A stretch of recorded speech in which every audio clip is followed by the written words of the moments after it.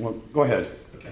I want to clarify the question. Name, please. If I, Shirley Kirkconnell, I live in Lakeview. If I look at a map, Jefferson Parish has a line that cuts off a piece of ground behind it. So it owns both sides of the canal. Sorry. Well, We do. Can you Yes. answer for me? Yes. What? That's That's it. it. No. They own, is Jefferson actually controls both sides of the canal. the water bottom could be under control. Well, that's the state, obviously, but, Yeah, no. so it's Jefferson Parish, state, Jefferson Parish. Correct. Everything y'all wanna develop is Jefferson? No, because when you come, as you're saying, as you come in a little bit on shore, then it becomes all over. You've seen a map of this? Yeah, there's a survey. That's part of the reason there's a survey of all this. I'm happy to provide it. Yeah, no, it does. Is the question, does Jefferson control both sides of the canal? Of the physical land, and we really know that's true. We know it's I'm so skeptical. No. The answer is no. The power line runs right down the middle of the. Now, see, this, that I would believe, I'm sorry? but they physically own some of the land. It's hard to- The land moves. No, the land in Jefferson Parish is Okay, owned well, by that's the state. question I'm asked. I'll wait for you. You go first. All right. It got cut into the land line. It's a great question. Okay. Yes, Hi, Bridget Neal, I'm a boathouse owner, and I'm sorry, I just walked in, I hope nobody else has asked this, but have anybody talked to you about sewage and water and how you basically have to open up every space just in order to increase the sewage line, the amount of water that comes here, the cable gets knocked out, the infrastructure out here is super poor and old. So what would you do to even begin the development to ensure that we can continue to just flush our toilets? And I swear to God, if I don't use septic toilet paper, I can't even get my toilet to flush. And I'm just in one of the little boathouses.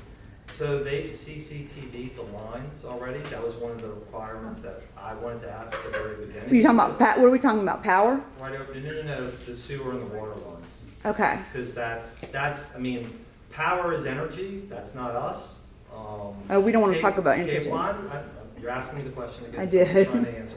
And Cox is not us either. So sewer and water is technically state entity, but I realize very much everybody considers it a city one.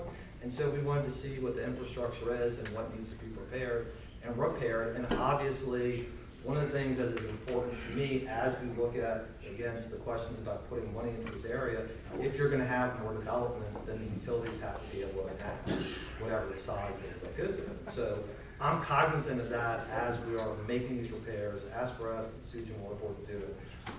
As chair of the budget committee, also I'm looking at all the capital improvements that need to be done. I want to make sure this is done correctly because I don't want to overburden residents or burden the development, potential development. So the answer is it would have to be done first. Yeah, oh yeah. And what would that look like?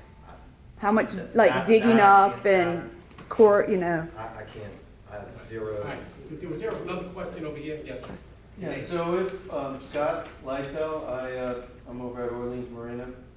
So if there was some development, over on the Jefferson side, and it's tax revenue generating, you know, it makes money, but New Orleans has to pay and maintain the road and the trash and stuff coming in and out. What do we get out of it as a city? Not on a smaller level as neighbors, but as a city. What would the city get out of it? What's 0% of zero? Well, that's what I'm saying. We're getting nothing right now. Right, and then we'd have to fund and pay for. But that's why we maintaining the road. have the economic development piece too, that is dedicated resources that we want to put there in order to do. that would be to West End Park, so that would be a very obvious benefit. So we pay for it when we spend money in Orleans, and Jefferson would reap the benefits of it. Not all the There's money gonna be goes a- to there's Paris, gonna be- just a small part to Jefferson Parish. Okay. It's good money would all There stay. could be revenue sharing from anything in this. And like tax dollars, you know. Okay. Okay. Anybody else other than Mr. Marcel? Okay, Charles, go ahead. Well, there's one more, gentleman. I'll let you go first. I'll wrap it up. I'm Ralph Center, have a house down the road here. I share your views on this thing. I grew up here. I love going to restaurants. I grew the Sherrills and Brunings and all that stuff. It was never a problem in the past. I can't see it being a problem in the future. I just want to put my 2 cents in. I don't see a problem with it. I think this is a way understated jewel. I travel all over the world, everywhere I've been. There's no development in Louisiana and New Orleans like this could possibly be. I don't think it would, my personal thing, I don't think it would hurt our living out here. I think it would enhance it, and I think it would enhance everybody's value out here. Just my 2 cents. Okay, Joe. All right, I have a question at the end, but I'm gonna make a couple of comments before I get there. No, we'll see. All right, we'll see. Joe, you said there was only one thing that was different, and that was the height. So we changed the height to 65 to match Jefferson Parish. But there's a second thing, and that's the parking. Jefferson Parish parking is 3 times that of Orleans, and they're going to lower their parking to match ours for this project. So we both parishes took the worst situation, taller buildings and greater parking in that compromise, so to speak. We didn't adopt their parking requirements, which were 3 times ours. The Fitzgerald site is available, so if we wanted to do a restaurant, somebody could start that tomorrow, and we could get the restaurant for those that want a restaurant. It's there, it's been sitting there for 17 years. The CEA of 2021 calls for housing, so I know you guys are opposed to it now, but you gotta go back to the council, don't you, and get a majority vote to take it out? No, that is a fundamental misunderstanding. Well, if it's in writing, Joe, how can it not be a misunderstanding? Because a cooperative endeavor agreement is like an MOU. All it is an agreement that you're gonna work together in doing all of these things that you think. That's all the MOUs. First of all, secondly, that's expired, right? No, you renewed it. No, we've executed a new MOU. Yes, you did. Is it in the 22 MOU? Yes. Fine. To take any doubt away, we're gonna pass a bill. State law supersedes city law. So then the MOU, which is just a, hey, we need to talk to each other and make sure that we're working on all that, becomes completely irrelevant once we get a bill passed. But when you passed the CEA, Councilman Brissett said he was glad to see that there was housing in the CEA. All right, So now that's excuse being me, done. we're not here for Charles, this is what we talked about. And we were not here to debate things that are going back Sure. and forth and do some type of presentation in that way. If you've got a question, I'll get to go ahead it. and answer. Joe interrupted me. You know, let me talk and then I'll get the No, I question. want you to just ask your question. Well, I'm going to point out a couple of errors here because I was mentioned in those errors.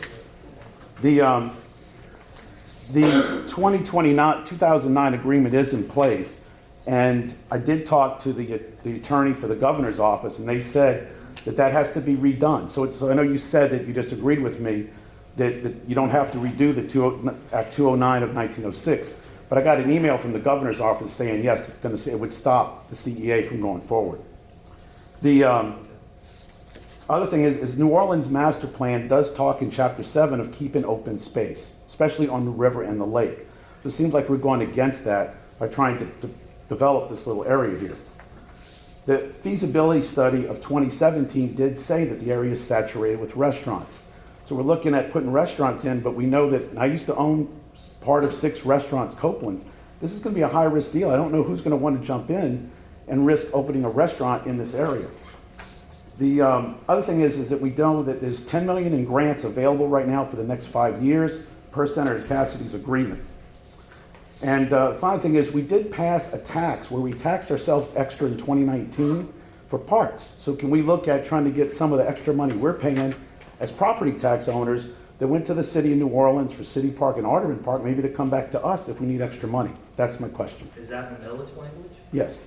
No. My question is, does the millage language say that it can go to any park, or does it go only to city? I don't know, but I know I voted to help City Park and Audubon Park. Why can't we get some of that? Because, well, let me just repeat to you what you just said to us. The governor's office told you their interpretation of the law is this. Yes.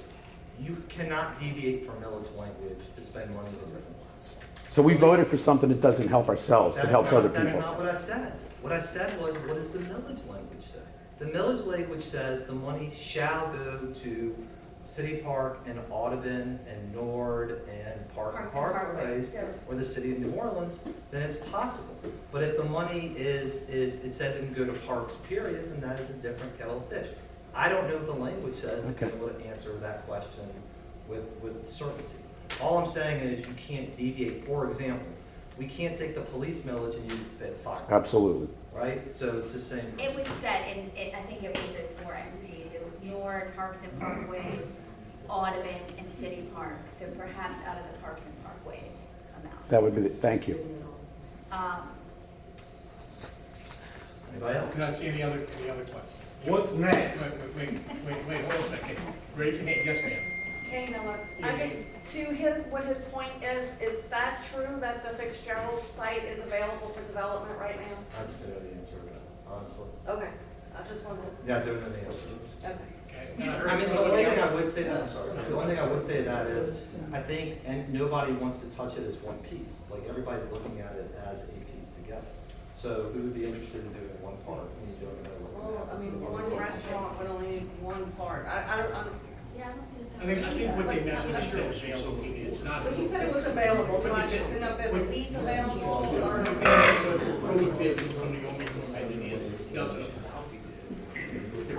I heard a question somewhere behind it. Yeah, I asked what was next. Yeah, but I can't employ you. Chief, Rick Holt, Okay, what's now, next? all right, get over it. Go ahead. So I think Ryan answered what's next, which is just NOVC and MYC trying to work together on developing what are the next steps. That's what's next. And we'll be informed and able Yes. to Yes, participate. and again, to the CEA, we have to have meetings in order to meet with Jefferson Parish. And the CEA only commits us to one. I'm obviously more than happy to come to more than one. I go to all the Lakeview Civic meetings, I'm happy to come back here. So if you all will have us back, I'm more than happy. Probably most convenient if we piggyback on one of your. You don't have to. Yeah. And thank y'all for coming. Yeah, so thank you for coming. I just have a quick question. Sure. Zoning, as far as bands and noise, is the zoning issues out there, I mean, we have two other restaurants that we think or know are violating the noise issues every weekend. Some of us like the band, so we don't argue. But every now and then, they get a band we don't really like. We can't, I'm serious, I close my doors, I live in a boathouse, I close my doors, and I can't hear the television because two bands are trying to top each other in loud. I want to know it doesn't happen at the other end too, so we can't get sound. It's a great question. So, two different answers. One is, we have a sound ordinance that allows X amount of sound. By the way, we look at all of this, voodoo and everything else, it's only the decibel, the A scale that is measured, and not the bass, that's the C scale. So when you hear that pounding bass, the city has no laws on the books to deal with that whatsoever. And well, I know, but, oh my God, is the sound ordinance like a political? But does the sound ordinance apply out here? I thought it was just down in the independent. I think it does apply, but then here's part number two, is if all these areas have to get conditional uses, for example, if a bar or a restaurant is there or a bar, and they want to sell liquor, and they have to have a conditional use for that, as a council member, I can impose certain restrictions.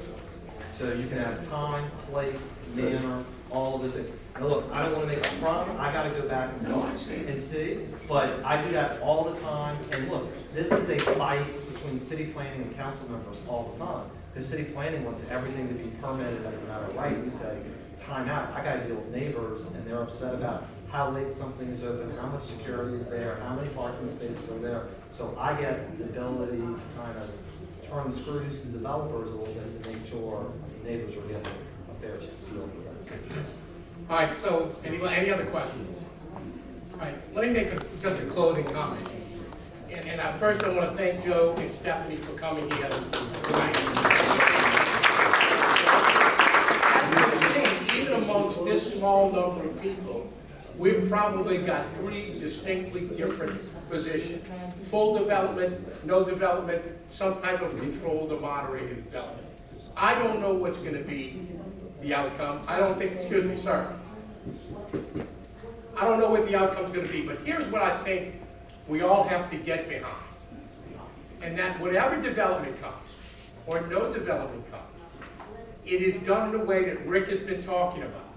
And I think you, ma'am, we talked about it. That it's regulated in a way, that it's designed in a scope and scale that fits the area.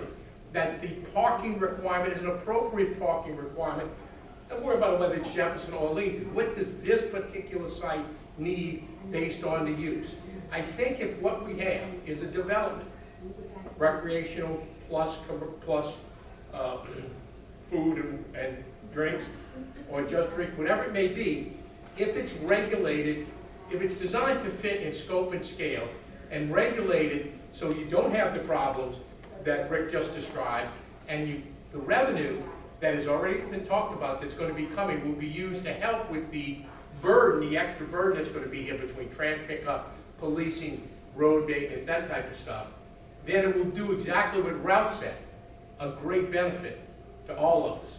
So just because you're on the outside of what may ultimately come, stay on board with the idea that whatever comes gets controlled and put forward in that type of way, and we'll all be better for it.